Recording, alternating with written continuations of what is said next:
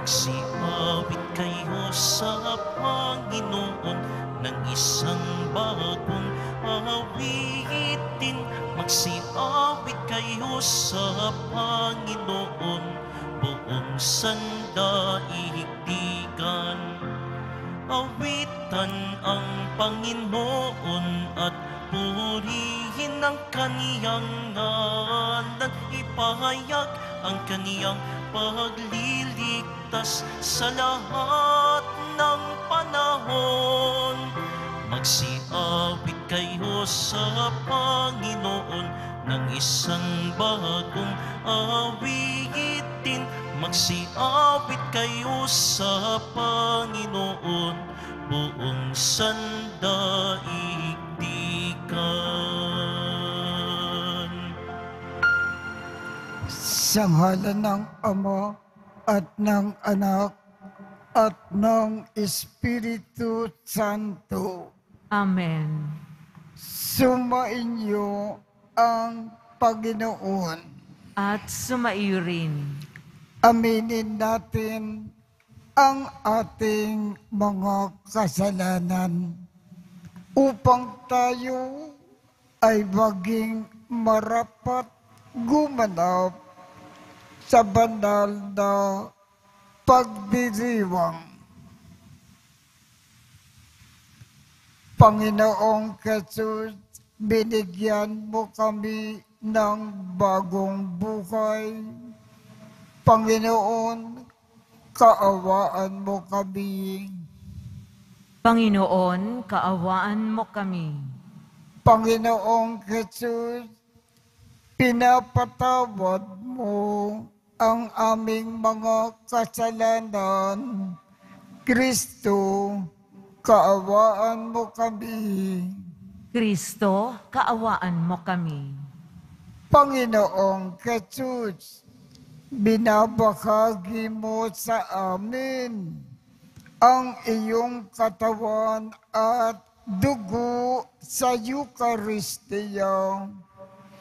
Panginoon, kaawaan mo kami. Panginoon, kaawaan mo kami. Kaawaan tayo ng Diyos Amang makapangyarihan. Patawarin ang ating mga kasalanan at patnubayan tayo sa buhay na walang hanggan. Amen. Manalangin tayo. Ama naming makapangyarihan, kami nawa ay magkaroon ng pitagan at pagmamahal para aming magawang sambahin ang ngalan mo, sapagkat sa mga pinatatag sa iyong pag-ibig, ikaw ay walang pinababayaan na masadlak sa ligalig. Inilulukog namin ito sa pamamagitan ni Jesucristo kasama ng Espiritu Santo magpasawalang hanggan. Amen. Magsiupo po muna ang lahat. Pagbasa mula sa ikalawang aklat ng mga hari. Noong mga araw na iyon, nilusob ni Haring Salmanasar ng Assyria ang Samaria at 3 taon itong kinubkob. Nang 9 na taon ng paghahari ni Oseas, ang Samaria ay sinakop ni Haring Salmanasar ng Assyria. Dilanan niyang bihag ang mga Israelita at ikinalat sa hala ng Habor o ilog ng Gozan at sa mga lunsod ng Medos. Nangyari ito sa mga Israelita sapagkat nagkasala sila sa Panginoon na nag-alis sa kanila sa Ehipto sa pagpapahirap sa kanila ng Haring Faraon. Sila'y naglingkod sa ibang Diyos at nakiayon sa kaugalian ng mga taong itinaboy ng Panginoon mula sa lupaing sinakop nila. Bukod dito, sumunod sila sa mga kaugaliang itinatag ng mga hari ng Israel. Dahil sa kasamaan nilang ito, ang Israel at ang Huda ay binalaan ng Panginoon sa pamamagitan ng mga propeta. Ganito ang ipinasabi niya, "Talikdan ninyo ang inyong mga kasamaan at mamuhay ayon sa kautosang ibinigay ko sa inyong mga ninuno sa pamamagitan ng mga propeta." Ngunit hindi nila ito pinansin. Sa halip, nagmatigas sila tulad ng kanilang mga ninuno na hindi nanalig sa Panginoong nilang Diyos. Ipinagwalang bahala nila ang kautusan, ang pakikipagtipan ng Panginoon sa kanilang mga ninuno, at ang babala nila sa kanila. Kaya, itinaboy silang lahat mula sa kanyang kaharapan, liban sa lipi ni Huda. Ang salita ng Diyos. Salamat sa Diyos. Poon kami ay sagipin, kaawaan at kupkupin. Poon kami ay sagipin, kaawaan at kupkupin. Kami iyong itinakwil, O Diyos, kami ay nilupig. Kami sana'y balikan mo kung ikaw man ay nagalit. Poon kami ay sagipin, kaawaan at kupkupin. Yaong lupang sinaktan mo'y nanginginig sa lupain. Bago lubos na mawasak, gamutin mo't pagalingin. Labis na ang paghihirap nitong iyong mga lingkod. Lasing kamit langong-lango sa alak na iyong dulot. Poon kami ay sagipin, kaawaan at kupkupin. Itinakwil mo ba kami? Kami ba ay iniwan na? Paano ang hukbo namin? Sino ngayon ang sasama? O Diyos, kami tulungan mo laban sa aming kaaway, pagkat ang tulong ng tao ay wala ng kabuluhan. Poon kami ay sagipin, kaawaan at kupkupin. Tumayo po ang lahat.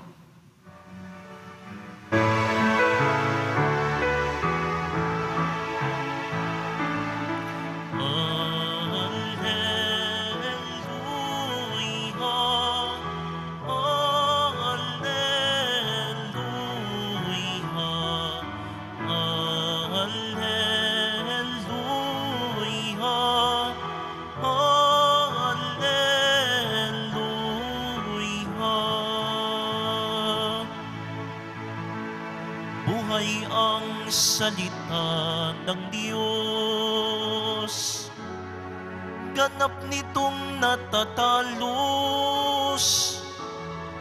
tanang ating niloloob. Alleluia,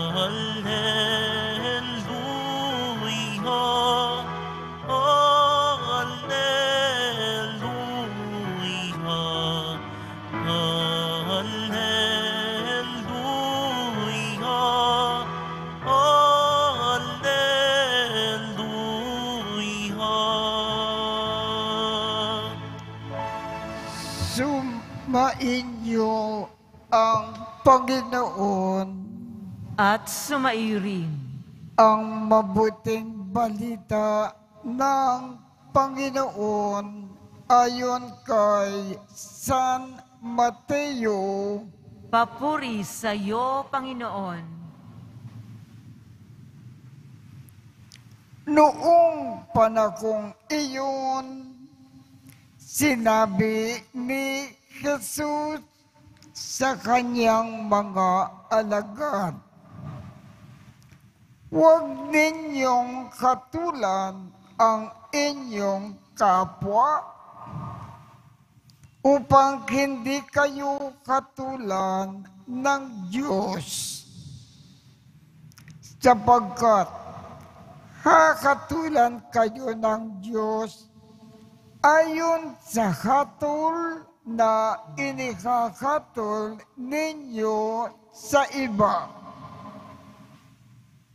Ang panukat ninyo sa iba ay siya ring ipanunukat sa inyo. Bakit mo nakikita ang puwing sa mata ng iyong kapatid. Ngunit hindi mo pinapansin ang puwing mong gatakilan sa iyong mata. Paano mong masasabi sa iyong kapatid, halika at aalisin ko ang puwing mo? Gayong gatakilan ang nasa mata mo. Mapagpaimbabaw, alisin mo muna ang puwing na gatakilan.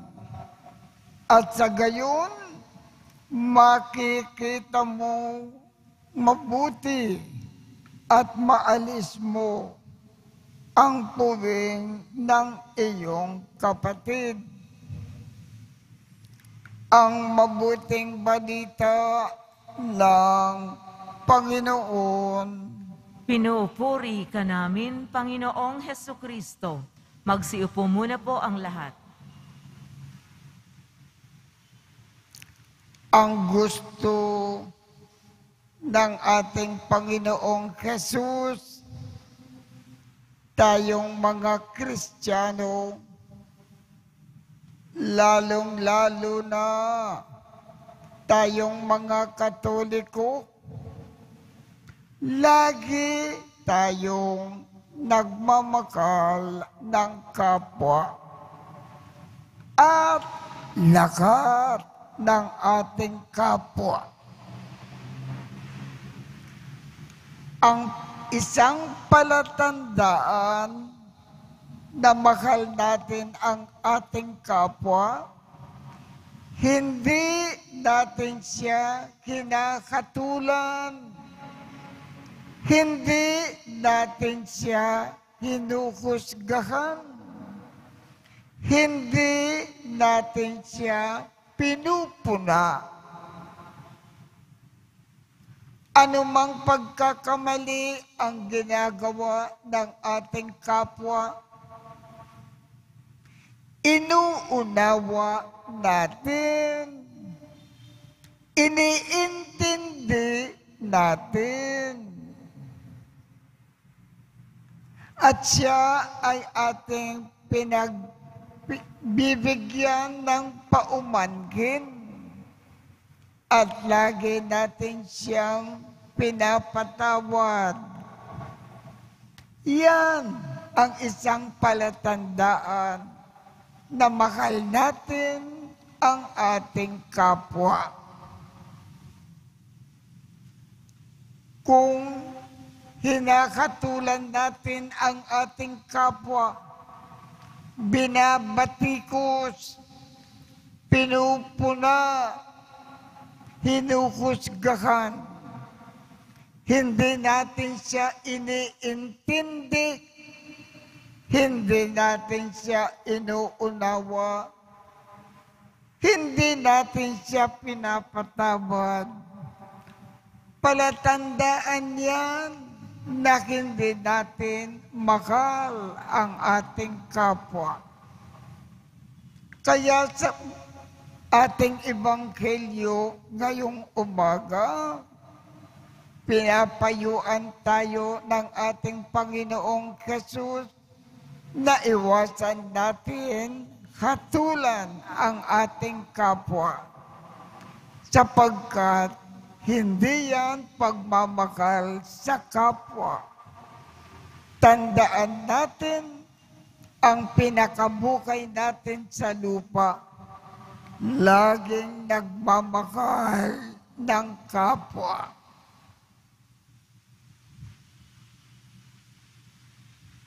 Tumayo po ang lahat.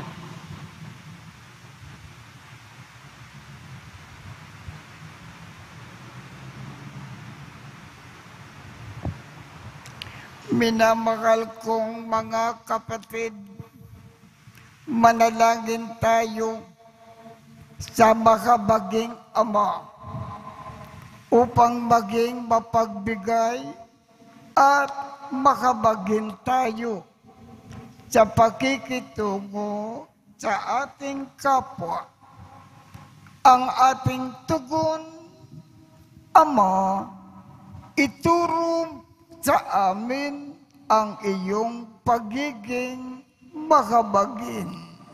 Ama, ituro sa amin ang iyong pagiging mahabagin. Ang simbahan, naway laging isagawa ang kanyang paglilingkod sa mananampalataya sa pamamagitan ng pagpapagaling at pagpapatawad. Manalangin tayo. Ama, ituro sa amin ang iyong pagiging mahabagin. Ang mga opisyal ng gobyerno, naway magpakita ng pag-aasikaso at pagmamalasakit sa mga dukha at mga yagit ng lipunan. Manalangin tayo. Ama, ituro sa amin ang iyong pagiging mahabagin. Ang ating sariling pagkakamali, naway makita natin at maiwasan ang humusga sa pagkukulang ng iba. Manalangin tayo. Ama, ituro sa amin ang iyong pagiging mahabagin. Ang mga may sakit at mga nalulumbay at mga may kapansanan, naway makatagpo ng lakas at kagalingan. Manalangin tayo. Ama, ituro sa amin ang iyong pagiging mahabagin. Ang ating mga mahal na kamag-anak at kaibigang yumao, naway tumanggap ng kapayapaan at walang hanggang kaligayahan. Manalangin tayo. Ama, ituro sa amin ang iyong pagiging mahabagin. Mahabaging Ama, dinadala namin sa iyo ang mga panalangin at mitiin na nagpapahayag ng aming pangangailangan at pag-asa. Hinihiling namin ito sa pamamagitan ni Kristo na aming Panginoon. Amen. Magsiupo muna po ang lahat.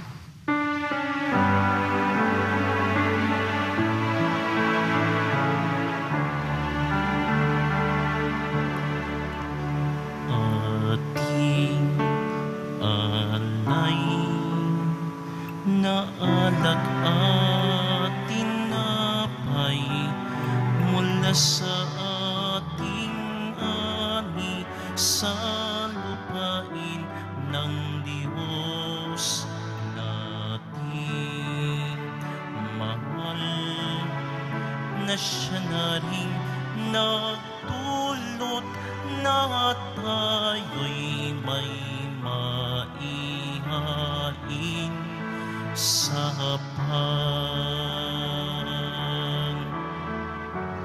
alay namin, inyo pong tanggapin at inyong papanalhin, at kung mamarapatin, inyo pong itong gawing katawan at dugo ni Jesus. Ating alayin na alak at tinapay mula sa ating ani sa lupain ng Diyos nating mahal, na siya na rin nagdulot na tayo'y may maihain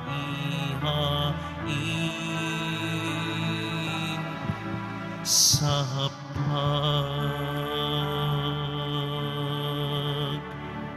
Tumayo po ang lahat. Manalangin kayo upang ang pag-aakin natin ay kalugdan ng Diyos Amang makapangyarihan. Tanggapin nawa ng Panginoon itong paghahain sa iyong mga kamay sa kapurihan niya at karangalan, sa ating kapakinabangan at sa buong sambayanan niyang banal. Ama naming lumikha, tanggapin mo ang aming pag-aakin ng papuri sa iyong kabutikan sa amin. Sa dulot nawa nitong kadalisayan, kami nawa ay makapag-alay ng iyong kinalulugdan sa pamamagitan ni Jesucristo, kasama ng Espiritu Santo, magpasawalang hanggan. Amen. Sumainyo ang Panginoon. At sumairin. Itaas sa Diyos ang inyong puso at diwa. Itinaas na namin sa Panginoon. Pasalamatan natin ang Panginoong ating Diyos. Marapat na siya ay pasalamatan. Ama naming makapangyarihan, tunay ngang marapat na ikaw ay aming pasalamatan. Sa iyong paglingap at kaganda kang loob, ang tao ay nilikha mo at pinangangasiwa sa sansinuko. Sa kagad mo na siya ay iwastong lubos, siya ay pinagdusa mo sa kanyang pagtalikod. Sa iyong paggiliw, iyong ipinakintulot na makabalik siya sa pamamagitan ni Kristo Jesus. Kaya kaisa ng mga anghel na nagsisiawit ng papuri sa iyo nang walang humpay sa kalangitan, kami ay nagbubunyi sa iyong kadakilaan. Santo, Santo, Santo, Panginoong Diyos ng mga hukbo, napupuno ang langit at lupa ng kadakilaan mo, o sana sa kaitaasan. Pinagpala ang naparirito sa ngalan ng Panginoon, o sana sa kaitaasan. Magsiluhod po ang lahat. Ama naming banal, ikaw ang bukal ng tanang kabanalan.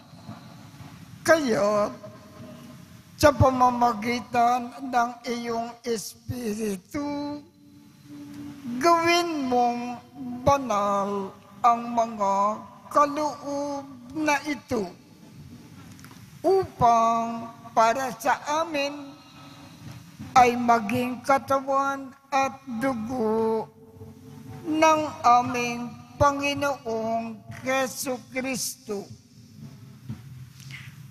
Bago niya pinagtiis ang kusang loob na maging handog, hinawakan niya ang tinapay, pinasalamatan kanya, pinaghati-hati niya iyon, iniabot sa kanyang mga alagad at sinabi, tanggapin ninyong lakat ito at kanin. Ito ang aking katawan na ikahandog para sa inyo.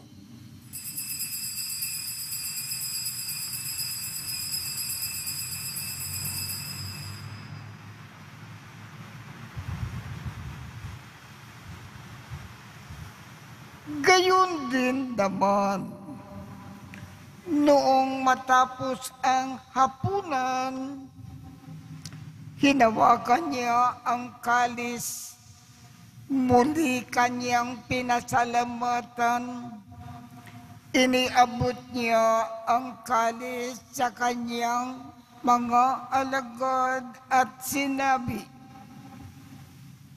tanggapin ninyong lakat ito at inumin. Ito ang kalis ng aking dugo ng bago at walang hanggang tipan. Ang aking dugo na ibubuhos para sa inyo at para sa lahat sa ikapagpapatawad ng mga kasalanan. Gawin ninyo ito sa pag-alaala sa akin.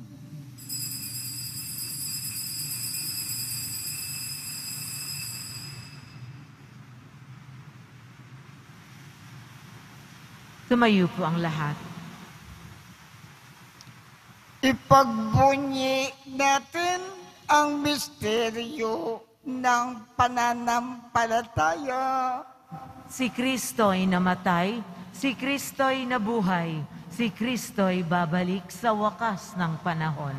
Ama, ginagawa namin ngayon ang pag-aalala sa pagkamatay at muling pagkabuhay ng iyong anak. Kaya't iniaalay namin sa iyo ang tinapay na nagbibigay buhay at ang kalis na nagkakaloob ng kaligtasan. Kami ay nagpapasalamat dahil kami ay iyong minarapat na tumayo sa harap mo para maglingkod sa iyo. Isinasamo namin kaming magsasalo-salo sa katawan at dugo ni Kristo ay mabuklod sa pagkakaisa sa pamamagitan ng Espiritu Santo. Ama, lingapin mo ang iyong simbahang laganap sa buong daigdig. Puspusin mo kami sa pag-ibig. Kaisa ni Francisco, aming Papa, Jose, aming Obispo, at ng Tanang Kaparian. Alalahanin mo rin ang mga kapatid naming nakimlay nang may pag-asa na sila ay muling mabubuhay. Gayon din ang lahat ng mga pumanaw. Kaawaan mo sila at patuloyin sa iyong kaliwanagan. Kaawaan mo at pagindapatin kaming lahat na makasalo sa iyong buhay na walang wakas. Kaisa ng mahal na Birhen Maria na ina ng Diyos, ng kabiyak ng puso niyang si San Jose, kaisa ng mga apostol at ng lahat ng mga banal na namukay dito sa daigdig ng kalugod-lugod sa iyo. Maipagdiwang nawa namin ang pagpupuri sa ikararangal mo sa pamamagitan ng iyong anak na aming Panginoong Jesucristo.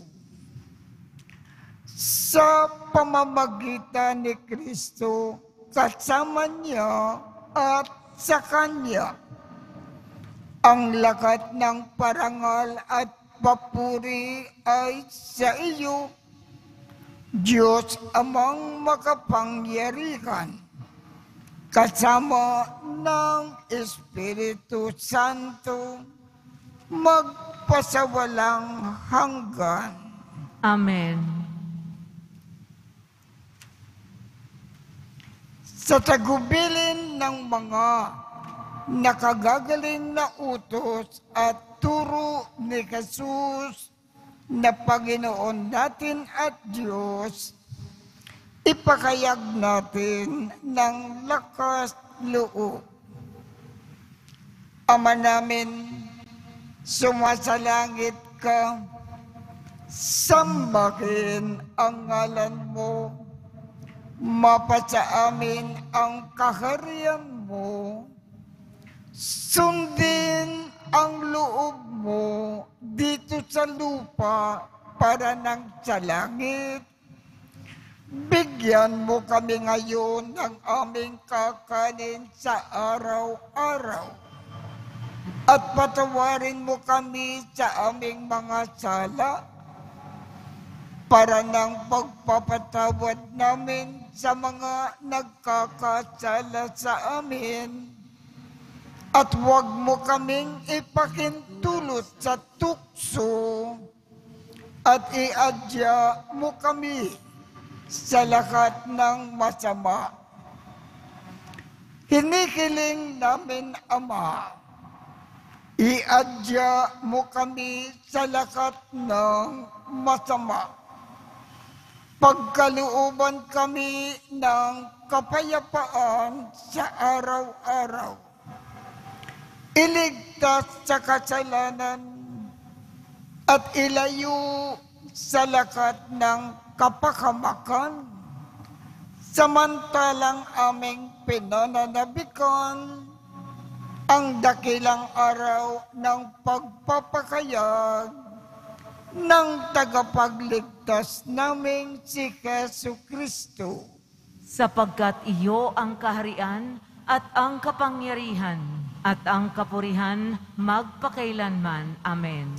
Panginoong Jesucristo, sinabi mo sa iyong mga apostol, kapayapaan ang iniiwan ko sa inyo. Ang aking kapayapaan ang ibinibigay ko sa inyo. Tungkayan mo ang aming pananampalataya at huwag ang aming mga pagkakasala.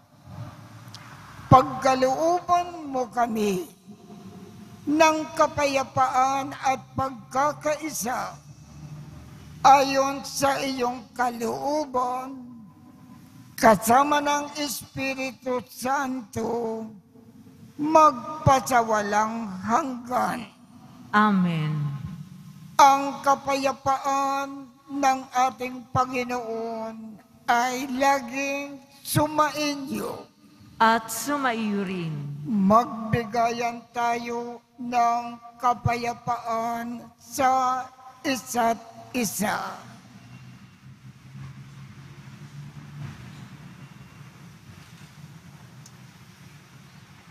Kordero ng Diyos na nag-aalis ng mga kasalanan ng sanlibutan, maawa ka sa amin. Kordero ng Diyos na nag-aalis ng mga kasalanan ng sanlibutan, maawa ka sa amin. Kordero ng Diyos na nag-aalis ng mga kasalanan ng sanlibutan, ipagkaloob mo sa amin ang kapayapaan. Magsilod po ang lahat. Ito ang Kordero ng Diyos. Ito ang nag-aalis ng mga kasalanan ng sanlibutan. Mapalad ang mga inaanyayahan sa kanyang piging. Panginoon, hindi ako karapat-dapat na magpatuloy sa iyo, ngunit sa isang salita mo lamang ay gagaling na ako.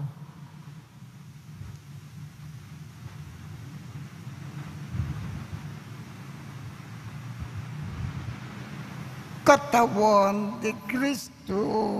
Amen.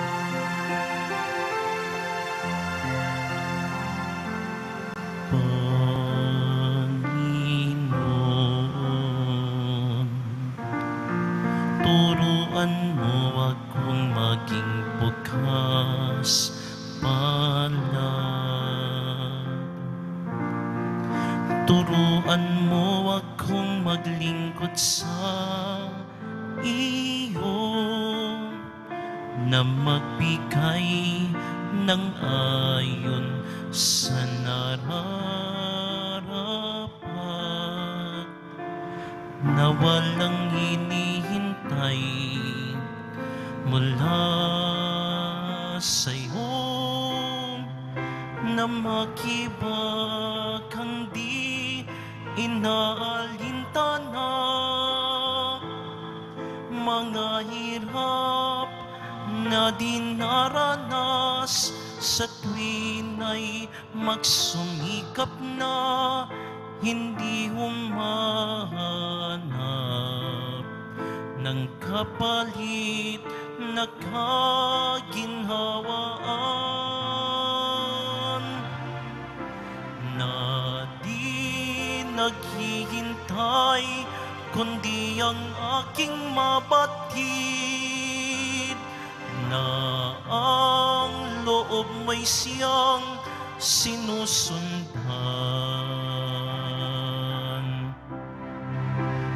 Panginoon,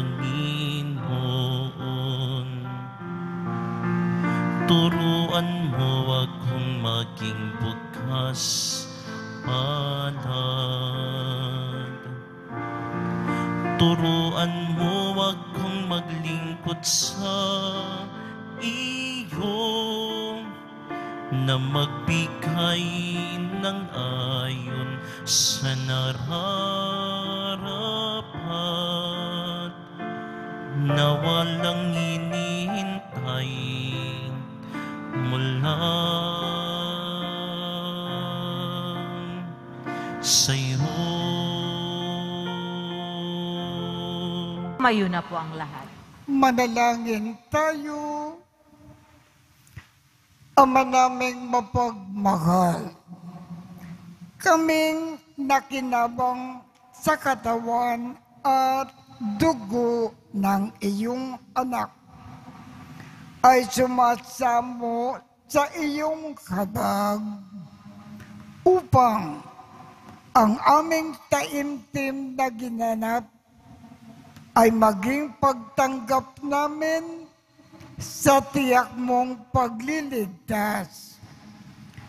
Sa pamamagitan ni Jesucristo, kasama ng Espiritu Santo, magpasawalang hanggan. Amen. Sumainyo ang Panginoon. At sumaiyo rin. At pagpalain kayong lahat ng makapangyarihang Diyos, Ama, Anak, at Espiritu Santo. Amen. Tapos na po ang misa. Humayo tayong mapayapa. Salamat sa Diyos.